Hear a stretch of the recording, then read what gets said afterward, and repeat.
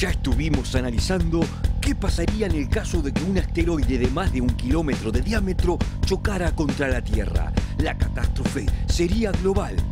Pero si un día de estos descubriéramos que efectivamente un asteroide de ese tipo impactaría con la Tierra, ¿hay algo que podamos hacer?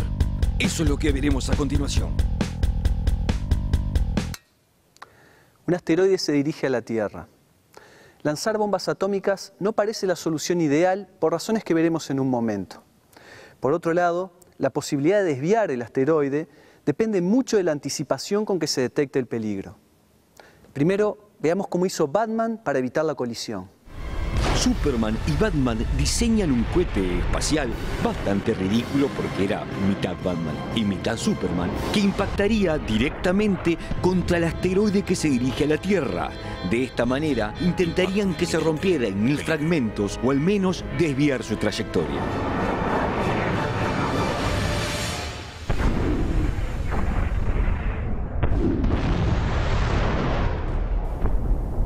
¿Sería entonces el método de Batman bueno en el caso de que un asteroide se dirija hacia la Tierra? Consultemos nuevamente a nuestros astrónomos. Tabaré Gallardo es otro de los astrónomos más destacados de nuestro país. Se especializa en el estudio de la dinámica de los cuerpos menores del sistema solar.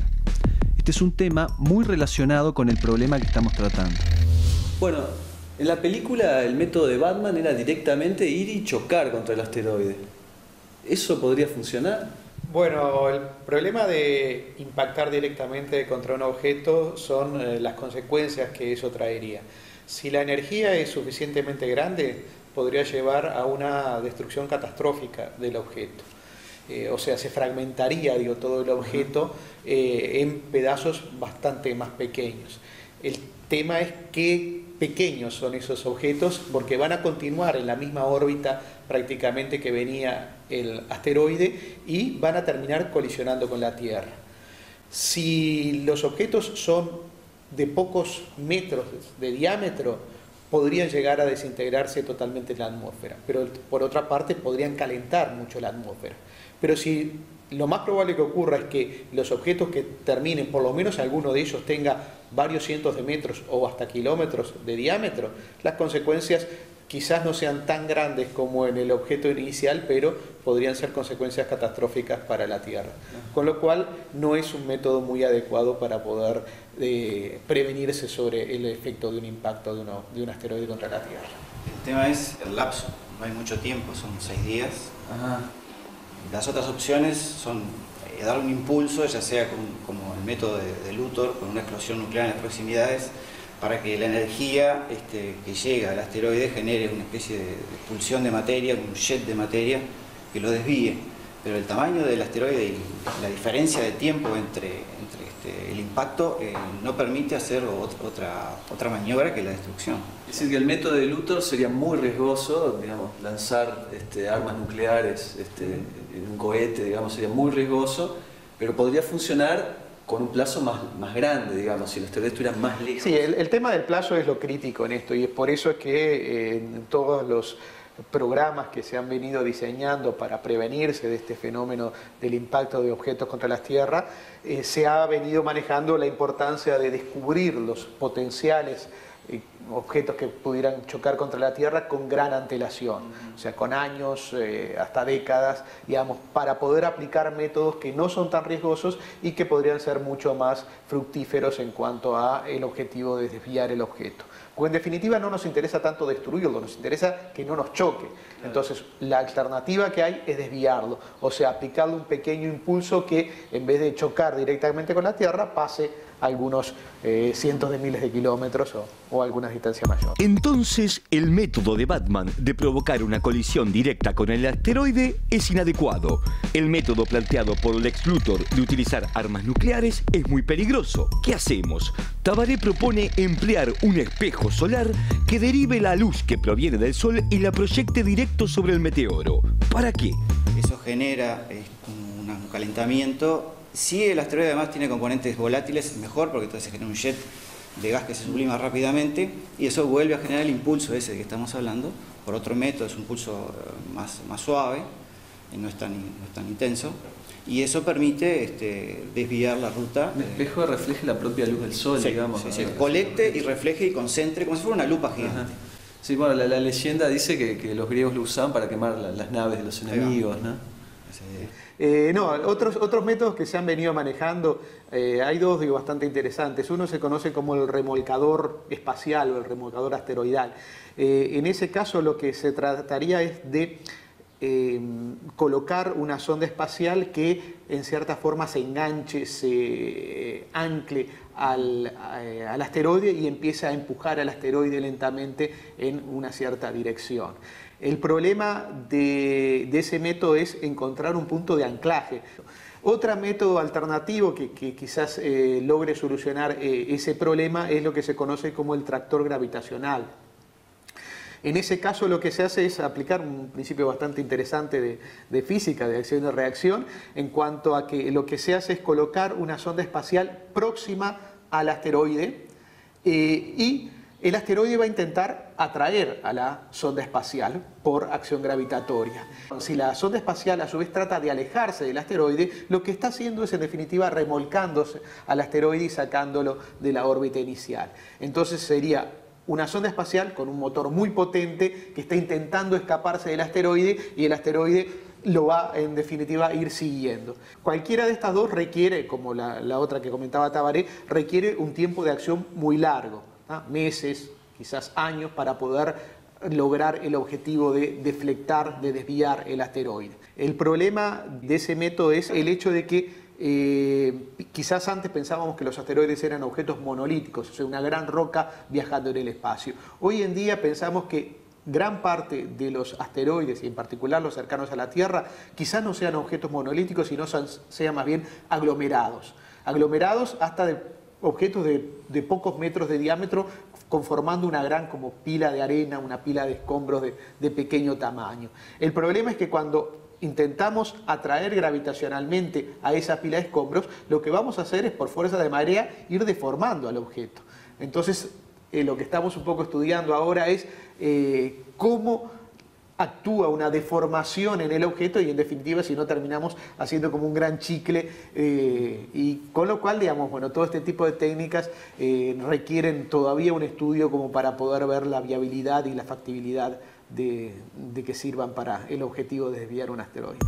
Bien, supongamos ahora que efectivamente se ha detectado un asteroide que colisionará con la Tierra en los próximos días o en los próximos meses. ¿Cómo debe proceder la humanidad? ¿Cómo manejar la información? Yo he estado participando en una serie de conferencias que se llama Conferencia de Defensa Planetaria, ¿no? O sea, nos juntamos los científicos que estamos trabajando en este tipo de temas y uno de los puntos a discutir es a quién se le informa de un descubrimiento de este tipo. ¿Es al gobierno de su país? ¿Es a las agencias espaciales? ¿Es a las Naciones Unidas?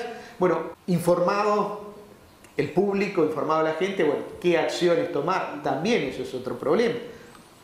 Por ejemplo, hay un caso bastante interesante, es el caso del asteroide Apophis. Es un asteroide que tiene en el 2029 un acercamiento a la Tierra con la probabilidad de que en el 2036, dependiendo de cómo se den las circunstancias de ese acercamiento, colisione contra la Tierra.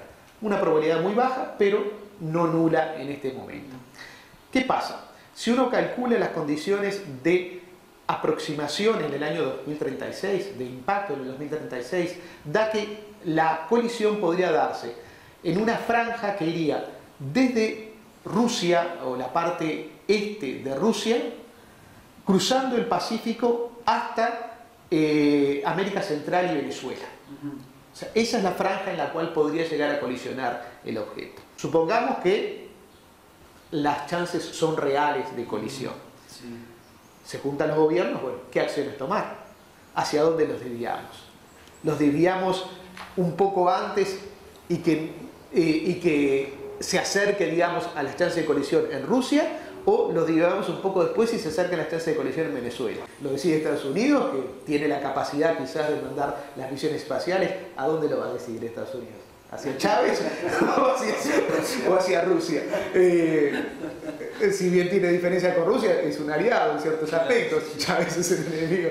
Entonces, eso son toda una serie de discusiones que se plantean en forma bastante interesante y que lo que es real es que no existe ningún organismo en este momento en condiciones de poder tomar resoluciones sobre una eventual situación de este tipo. A corto plazo, mediano plazo, no tenemos una respuesta realmente sólida y segura. Hubo un experimento, en el 2008 se descubrió un asteroide en ruta de colisión con la Tierra. Se hicieron los cálculos, el impacto era en 48 horas, creo, no me acuerdo. Se comunicó al gobierno, era el gobierno de Sudán, se hizo todo el protocolo, sí. Y todo terminó bien, porque el asteroide tenía 3 metros de diámetro. Ajá. O sea que ahí hubo una oportunidad de ensayar todo el mecanismo. Lo que ocurre es que si el objeto se descubre con pocos días de antecedencia es porque es pequeño, o sea, no brilla, o sea, es muy pequeño. Si se descubre con mucha antelación, entonces ahí sí que hay que preocuparse porque seguramente debe ser grande. Si lo vemos a gran distancia debe ser grande.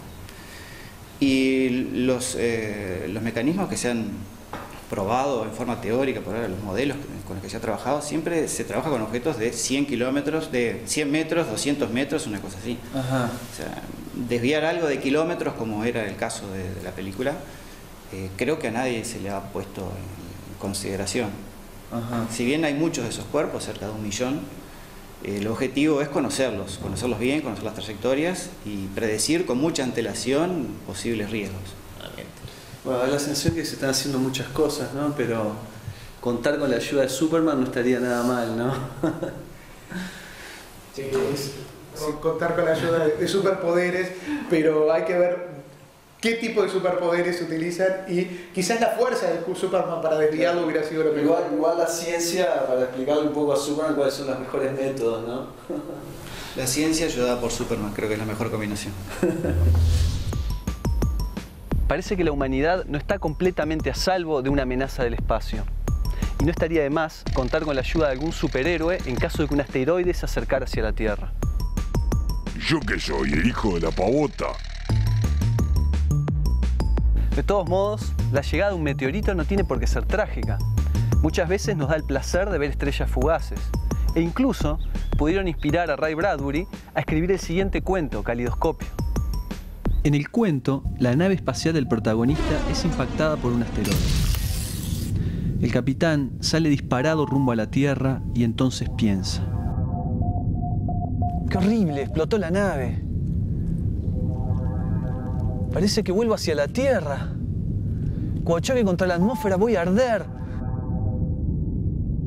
¿Qué significado tuvo mi vida? ¿Hice alguna cosa encantadora que alguien pueda recordar por un instante en alguna parte? ¿Qué hice que merezca ser recordado? Que merezca ser contado con el más leve aliento. Esto. Dentro de unas horas chocaré con la atmósfera de la Tierra. Me quemaré. Arderé como un meteoro. Cruzaré el cielo envuelto en llamas. Y todo el mundo levantará la mirada y me verán durante 3 segundos. Me verán. Mirá ya, una estrella fugaz. Pídele un deseo. Quiero que Ant-Man pueda parar el asteroide.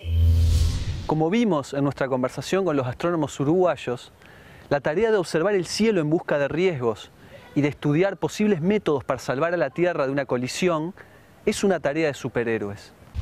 A fin de cuentas, estamos hablando de salvar al mundo. Imagínense, unos científicos salvando al mundo. Cuidando a nuestro planeta de la amenaza de los cometas, esta es la Liga de los Astrónomos. Gonzalo Tancredi, Sebastián Brusone, Tabaré Gallardo, Julio Fernández. Ellos son la Liga de los Astrónomos.